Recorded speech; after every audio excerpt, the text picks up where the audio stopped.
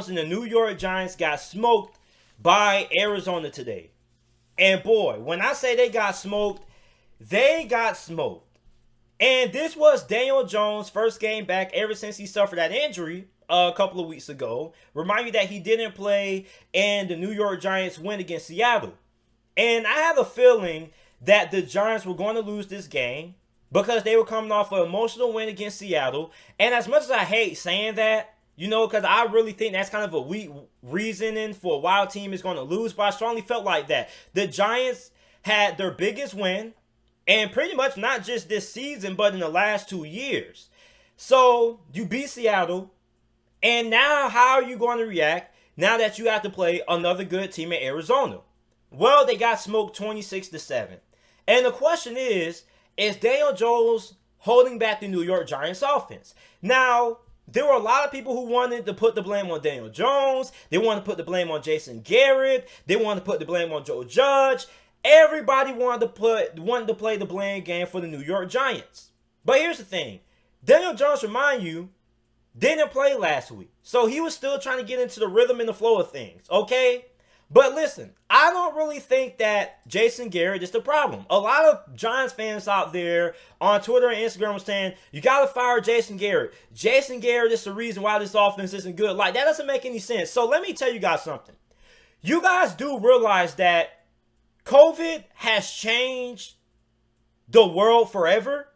We are never going to go back to the way things were before COVID. Understand that, okay? Things have changed. You guys remember that interrogation scene from The Dark Knight when Batman was interrogating the Joker? And what did the Joker say? The Joker said, the mob wants you gone, but, you've changed things. COVID-19 has changed things, not just for how we live our day-to-day lives, but for the NFL as well. And we're pretty much going to be seeing the same protocols and the same issues in the offseason. So it doesn't make any sense to fire Jason Garrett, bring in, once again, another new offensive coordinator, and have this whole entire offense learn a new system. Okay, that just isn't smart. So if you're Joe Judge, you have to bring back Jason Garrett for another season. Because how's your young quarterback supposed to develop with, once again, another offensive coordinator? I don't know if you guys saw what happened to Marcus Mariota in Tennessee, but Marcus Mariota had a different offensive coordinator almost every single season. That is not how you develop a young quarterback. When you have to replace the offensive coordinator every single offseason, it holds back his development because, once again, he doesn't get a chance to, get comfortable in the system because he's learning a new offense. So for the Giants, I don't really think that Jason Garrett's a problem. But if you do want to point a finger, let's point a finger to the offensive line that a lot of Giants fans have been trying to say. When I've been telling a lot of Giants fans, I've been trying to tell you that this offensive line is not as good as you think it is. Yes, your offensive line has played good over the last couple of weeks, but at the end of the day, you still have a lot of holes that you need to patch in the offseason in the NFL draft. Like, one of my YouTube buddies did a mock draft. He had the New York Giants taking an offensive lineman, and New York Giants fans went crazy on him. They said, why the heck do you have us taking the offensive line or offensive linemen when the offensive line has played good the last 5 weeks? Well, you allowed 8 sacks against Arizona.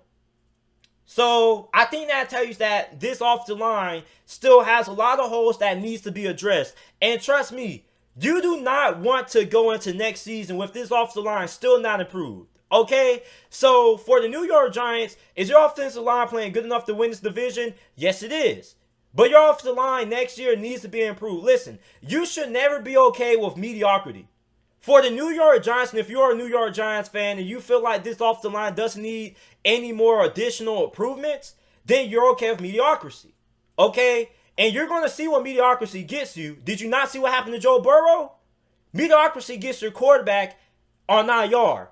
You saw what happened to Andrew Luck? So stop trying to be cheap. Stop trying to be conservative with the offensive line. Listen, your offensive line is good enough to win this division, but it's not going to be good enough to win a lot of games next year if you don't address in the offseason. Why would you upset mediocrity? Okay? Never be okay with accepting mediocrity. So improve the offensive line in the offseason, but as of right now, this offensive line allowed 8 sacks against Arizona, and I think that's a blame because the offensive line didn't really do a lot in the run department. And on top of that, you couldn't run the football anyway because you were down big by Arizona. So if you ask me, how is Daniel Jones supposed to succeed with this terrible behind offensive line? And even if you do want to bench Daniel Jones to put in Colt McCoy, what the hell is he going to do behind this offensive line? It's not going to be any better because he doesn't even have the kind of athleticism that Daniel Jones has. And people act like Colt McCoy is just so much better than Daniel Jones. Let me tell you guys something. Daniel Jones may not be as good of a quarterback as a lot of people say. You know, Daniel Jones still might not even be a good quarterback at all. Daniel Jones may get replaced by the New York Giants in the offseason. But at the end of the day, Daniel Jones gives the New York Giants the best chance to win games and the best chance to win this division. Daniel Jones is better than Colt McCoy. Colt McCoy has been a career backup for a reason. Daniel Jones gives the Giants the best chance because with how bad this offensive line has played, you need Daniel Jones' mobility. You need Daniel Jones' ability to run with the football. That's why he's better than Colt McCoy. So you Giants fans can make all the reasoning for why you should bench Daniel Jones, but at the end of the day, if you can't win up front, you're not going to win a lot of football games. I tell people this every single week. And I know it's starting to sound cliche by now, but at the end of the day, it doesn't matter how many talented wide receivers you have. Doesn't matter how good of a running back you have. At the end of the day, the game is won and lost in the trenches and the line of scrimmage. If you can't win up front, you're not going to win football games. I don't care how good of a wide receiver group you have. I was talking to Carolina Panthers fans a couple of days ago, and it was Panthers fans talking about how this team should be much better with the offense they have, with the wide receivers they have, and things like that. And I said, listen, you guys have a great wide receiving core, but at the end of the day, the game is won and lost in the trenches. If you can't win up front, you're not going to win in the NFL, point blank, period. Look at Tampa Bay. Tampa Bay has the best wide receiver group in the NFL, and look what their record is. You want to know why? Because their offensive line isn't great. The teams that make it the furthest in the playoffs are the teams that have the best offensive lines, the teams who are great up front. You guys do realize that, right? It's not one team that has been to a Super Bowl that has had a bad offensive line or has had a bad defensive line. So for a lot of you Giants fans, you guys can make, put the blame on Daniel Jones and Jason Garrett all you want to, but at the end of the day, your offensive line gave up 8 sacks. And those 8 sacks led to 3 fumbles. So for the New York Giants, I don't think Daniel Jones is holding back this offense. I think this offense is what it is. It's an offense that you're going to struggle to put up points. Just like Washington is going to struggle to put up points. Okay? You want to know what's ironic? The 2 best teams in this division as of right now have terrible offenses but great defenses. And Dallas, who talent-wise has the best offense in this division, doesn't have a defense. And the Philadelphia Eagles are pretty much the most balanced team in this division. So that's crazy. That's just how weird this NFC East division is. Your 2 best teams have great defenses, but they can't score points to save their lives. You have to pray to God that they even managed to put 20 points on the board. Okay? And then the 2 teams at the bottom of this division, the Dallas Cowboys and the Philadelphia Eagles, the Dallas Cowboys have an offense, but they can't stop nobody on defense. In Philadelphia, their offense is okay, and their defense is pretty good, but we don't really know.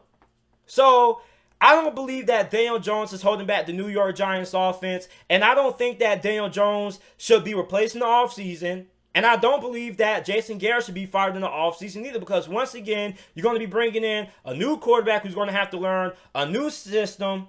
Listen, man, at the end of the day, you have to be able to win up front. And I'm not slandering Washington. I'm not doing that to take any, shots at Washington, anything like that. I'm just being honest. Your offense stinks. You can barely score 20 points. Your defense scored all of your points today. That's not me taking a shot at Washington. That's just me being honest. And